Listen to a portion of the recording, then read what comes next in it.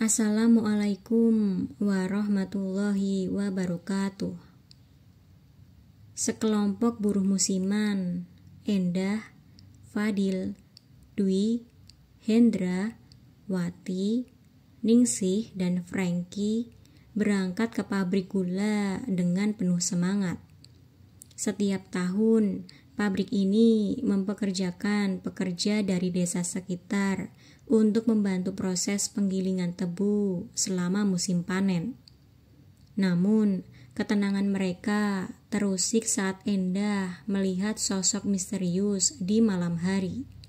Setelah itu, mereka mengalami teror mengerikan yang semakin meningkat hingga berujung pada kematian tragis salah satu dari mereka. Terungkap bahwa pabrik tersebut berdekatan dengan kerajaan iblis, dan kini nyawa mereka semua dalam bahaya. Daripada penasaran, langsung saja ke ceritanya. Teror di pabrik gula. Musim panen tebu telah tiba, dan sekelompok buruh musiman tiba di pabrik gula. Mereka disambut oleh mandor pabrik dan diberi pengarahan tentang pekerjaan mereka. Awalnya, semua berjalan lancar tanpa kendala. Pabrik itu tampak tua, tetapi suasana di dalamnya cukup hidup. Mereka merasa beruntung bisa mendapatkan pekerjaan sementara ini. Malam pertama di barak penginapan berjalan tenang. Endah terbangun tengah malam karena mendengar suara aneh dari luar. Ia mengintip melalui jendela dan melihat bayangan seseorang berjalan ke arah gudang barat. Rasa penasaran membuatnya ingin keluar, tetapi ia mengurungkan niatnya. Ia kembali tidur dengan perasaan gelisah. Keesokan harinya, Endah menceritakan apa yang ia lihat kepada teman-temannya. Franky yang dikenal pemberani menertawakannya dan menyebut itu hanya imajinasinya saja. Namun, Ningsih yang sering mendengar cerita mistis mengingatkan agar tidak sembarangan di tempat baru. Mandor pabrik menegaskan agar tidak ada yang mendekati gudang barat. Larangan itu justru membuat mereka semakin penasaran. Saat bekerja di area penggilingan tebu, Fadil merasakan ada yang mengawasinya. Ketika ia menoleh, ia melihat sosok berwajah pucat berdiri di sudut ruangan. Begitu ia berkedip, sosok itu menghilang. Fadil mencoba mengabaikannya dan melanjutkan pekerjaannya. Namun, perasaan tak nyaman itu tetap melekat di benaknya. Malam harinya, Endah kembali terbangun dan melihat sosok yang sama. Kali ini, ia nekat keluar dan mengikuti bayangan itu menuju gudang barat. Saat semakin dekat, ia merasakan udara menjadi sangat dingin. Tiba-tiba, suara jeritan panjang terdengar dari dalam gudang. Endah berlari kembali ke penginapan dengan nafas memburu. Pagi harinya, Endah tampak pucat dan tidak bersemangat. Dwi dan Wati mencoba menenangkannya dan meminta ia untuk melupakan kejadian tadi malam. Namun, saat sarapan, seorang pekerja lain bercerita bahwa ia juga mendengar jeritan yang sama. Rasa takut mulai merayapi para pekerja musiman. Franky yang tidak percaya dengan cerita itu menantang dirinya sendiri untuk pergi ke gudang barat. Dengan diam-diam, ia menyelinap saat istirahat siang. Ia menemukan pintu gudang yang tampak tua dan berkarat. Saat ia hendak membuka pintu, suara berat seperti bisikan terdengar di telinganya. Franky langsung mundur dan berlari ke barak. Sejak kejadian itu, para pekerja mulai merasakan gangguan aneh. Lampu-lampu di barak sering berkedip sendiri. Hendra mendengar suara langkah kaki di atap barak pada tengah malam. Wati merasa ada yang menyentuh bahunya, padahal tidak ada siapa-siapa di belakangnya. Ketakutan mulai menyelimuti mereka semua. Mandor pabrik menyadari ketegangan yang terjadi di antara pekerja. Ia mengumpulkan mereka dan memperingatkan agar tidak mencari tahu lebih jauh. Menurutnya, pabrik ini sudah lama memiliki penghuni yang tidak boleh diganggu. Dwi bertanya apakah yang dimaksud adalah makhluk halus. Tetapi Mandor hanya diam. Sikapnya yang misterius justru semakin membuat mereka curiga. Pada malam ketiga, teror semakin menjadi-jadi. Pekerja lain melihat bayangan besar melintas di depan barak. Ningsih tiba-tiba berteriak dan jatuh pingsan setelah melihat sesuatu di langit-langit. Ketika mereka membangunkannya, ia hanya bisa menangis tanpa bisa menjelaskan apa yang ia lihat. Semua mulai sadar bahwa ada sesuatu yang benar-benar mengancam mereka di pabrik ini. Fadil mulai merasa tidak enak badan setelah bekerja di dekat gudang barat. Ia terus batuk dan merasa sesak nafas tanpa sebab jelas. Dwi mengusulkan untuk membawanya ke puskesmas, tapi Fadil bersikeras tetap bekerja. Di malam hari, ia mengigau sambil menyebut nama-nama yang tidak dikenal. Ningsih merasa ada yang masuk ke tubuh Fadil. Wati mengajak Ningsih untuk berkonsultasi dengan seorang dukun di desa sebelah. Dukun itu mengatakan bahwa ada perjanjian kuno antara pemilik pabrik zaman dulu dan makhluk tak kasat mata. Jika batasan itu dilanggar, maka makhluk-makhluk itu akan menuntut balas. Gudang barat adalah gerbang penghubung dengan dunia mereka. Mereka diberi bunga 7 rupa dan kemenyan sebagai penangkal. Frankie yang masih keras kepala mulai mengalami mimpi buruk. Dalam mimpinya, ia melihat bayangan wanita berambut panjang menyeret seseorang ke dalam sumur tua. Ia terbangun dengan keringat dingin dan mimisan. Endah mulai merasa bahwa mereka semua dalam bahaya nyata.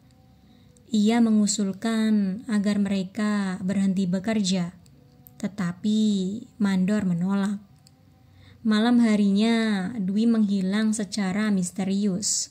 Mereka menemukannya pagi hari, terbaring di belakang sumur dalam keadaan tak bernyawa.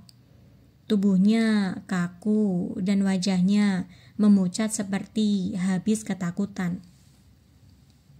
Polisi dipanggil, tetapi mereka tidak menemukan jejak kekerasan. Kasus itu ditutup sebagai kecelakaan kerja. Setelah kematian Dwi, suasana menjadi sangat mencekam. Pekerja lain mulai mengundurkan diri satu persatu. Endah berusaha menguatkan yang tersisa agar tetap tenang. Namun, malam-malam mereka dipenuhi jeritan, bisikan, dan pintu yang terbuka sendiri. Frankie akhirnya percaya bahwa mereka sedang diincar sesuatu. Hendra kerasukan saat bekerja dan mulai mengamuk tanpa kendali. Ia meracau tentang kerajaan di bawah tanah dan penguasa wanita berjubah merah. Dukun dari desa dipanggil untuk mengusir makhluk yang masuk ke tubuhnya. Setelah upacara berlangsung, Hendra pingsan dan sadar keesokan harinya. Tapi ia kehilangan ingatan tentang kejadian itu. Wati mulai melihat bayangan wanita di setiap sudut pabrik. Ia merasa seolah-olah sedang diawasi. Mandor akhirnya mengaku bahwa di zaman Belanda dulu banyak buruh mati karena kecelakaan misterius. Pemilik pabrik lalu membuat perjanjian dengan Maharatu, penguasa kerajaan Demit, agar tidak saling mengganggu. Namun, perjanjian itu tampaknya telah dilanggar. Penyebab pelanggaran perjanjian mulai terkuak. Ternyata, renovasi gudang barat yang dilakukan tanpa ritual adat memicu kemarahan penghuni goib. Para pekerja baru mengganggu gerbang alam goib yang harusnya tidak boleh dibuka. Endah dan Fadil mencari cara untuk memperbaiki kesalahan itu. Mereka meminta bantuan dukun untuk melakukan upacara penenangan. Upacara dilakukan di malam Jumat Kliwon dengan membawa sesajen dan membaca mantra khusus. Saat upacara berlangsung, banyak gangguan muncul. Angin kencang, bayangan hitam, dan suara jeritan dari gudang. Beberapa pekerja histeris dan harus ditenangkan.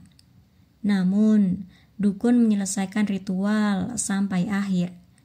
Setelah itu, suasana terasa lebih tenang untuk sementara. Meski ritual telah dilakukan, para pekerja masih merasa cemas. Frankie mengusulkan agar mereka semua berhenti sebelum hal lebih buruk terjadi. Tapi Endah ingin memastikan bahwa perjanjian tidak lagi dilanggar. Mereka pun berencana membuka kembali catatan sejarah pabrik untuk mencari informasi lebih dalam. Sesuatu yang mengerikan masih menanti mereka di gudang barat. Endah dan Fadil menemukan dokumen lama tersembunyi di ruang arsip pabrik. Dalam dokumen itu tertulis perjanjian berdarah antara pemilik pabrik dan Maharatu. Perjanjian itu hanya bisa diperbarui oleh keturunan langsung pemilik pabrik. Mereka pun mencari tahu siapa pewaris sah yang masih hidup. Ternyata mandor pabrik adalah cucu dari pemilik asli. Mendengar hal itu, mandor awalnya menolak percaya dan tidak mau terlibat. Namun, teror semakin parah. Bayangan merah muncul di siang hari dan pekerja kerasukan beramai-ramai. Mandor akhirnya menyadari bahwa hanya dia yang bisa memperbaiki semuanya. Ia bersedia memimpin ritual pengikatan ulang. Mereka pun bersiap untuk malam pengikatan perjanjian. Malam itu, semua pekerja berkumpul di halaman gudang barat. Sesajen telah disiapkan. Mantra mulai dibacakan oleh dukun. Dan mandor memotong jarinya untuk meneteskan darah di atas naskah perjanjian. Tiba-tiba tanah bergetar dan api menyala dari dalam gudang. Sosok Maharatu muncul dalam bayangan merah menyala. Ia menerima perjanjian dan menghilang dalam kabut. Setelah ritual, suasana menjadi tenang selama beberapa hari. Namun, Frankie merasakan ada yang belum selesai. Ia bermimpi berada di kerajaan bawah tanah dan ditawari mahkota oleh sosok goib. Frankie mulai berubah, pendiam, dingin, dan sering menghilang sendiri. Endah curiga sesuatu menempel padanya. Wati melihat Frankie berbicara sendiri di belakang sumur. Ia mengikuti Frankie diam-diam dan melihatnya melakukan ritual aneh. Rupanya Frankie tergoda oleh kekuatan yang dijanjikan oleh makhluk dari kerajaan iblis. Ia menjadi perantara baru untuk membangkitkan kekuatan lama. Endah dan Fadil harus bertindak cepat. Mereka kembali ke dukun desa dan menceritakan tentang Frankie. Dukun mengatakan bahwa ikatan baru telah terbentuk dan Frankie bisa menjadi ancaman. Ritual pembersihan harus dilakukan, tapi sangat beresiko. Mereka mencari waktu yang tepat untuk menangkap Frankie. Malam purnama dipilih sebagai waktu terakhir. Pada malam purnama, Frankie mencoba membuka portal di gudang barat. Pekerja lain menyaksikan cahaya aneh dan suara goib dari dalam gudang. Endah dan Fadil bersama dukun masuk untuk menghentikannya.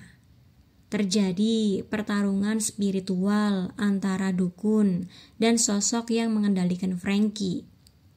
Akhirnya, Frankie pingsan dan portal tertutup. Frankie dirawat dan perlahan sadar kembali. Ia mengingat kejadian beberapa hari terakhir. Pabrik kembali beroperasi normal, tapi pekerja memilih berhenti lebih awal. Mereka semua sepakat untuk tidak kembali musim depan. Pabrik pun memutuskan menutup gudang barat secara permanen. Endah dan Fadil meninggalkan pabrik dengan perasaan lega namun waspada. Mereka membawa catatan perjanjian sebagai bukti dari pelajaran. Mandor berjanji akan menjaga keseimbangan antara dunia nyata dan goib. Dukun memberikan jimat pelindung pada mereka. Teror memang usai, tapi kenangan itu tetap membekas. Di tahun berikutnya, pabrik tidak lagi menerima buruh musiman. Gudang barat dibiarkan kosong dan ditumbuhi ilalang. Warga sekitar percaya tempat itu sudah dikutuk. Namun suatu malam, seorang anak kecil mengaku melihat wanita berjubah merah di sekitar area pabrik. Mungkinkah ini bukan akhir dari segalanya? Tahun-tahun berlalu, pabrik berubah menjadi bangunan tua tak terpakai. Beberapa orang yang nekat masuk mengaku mendengar bisikan dan melihat bayangan merah. Kisah teror itu menjadi legenda lokal yang diceritakan dari generasi ke generasi. Endah dan Fadil membuka usaha kecil di desa dan menjalani hidup sederhana. Namun, setiap kali bulan purnama datang, mereka selalu menutup pintu dan membakar kemenyan, hanya untuk berjaga-jaga.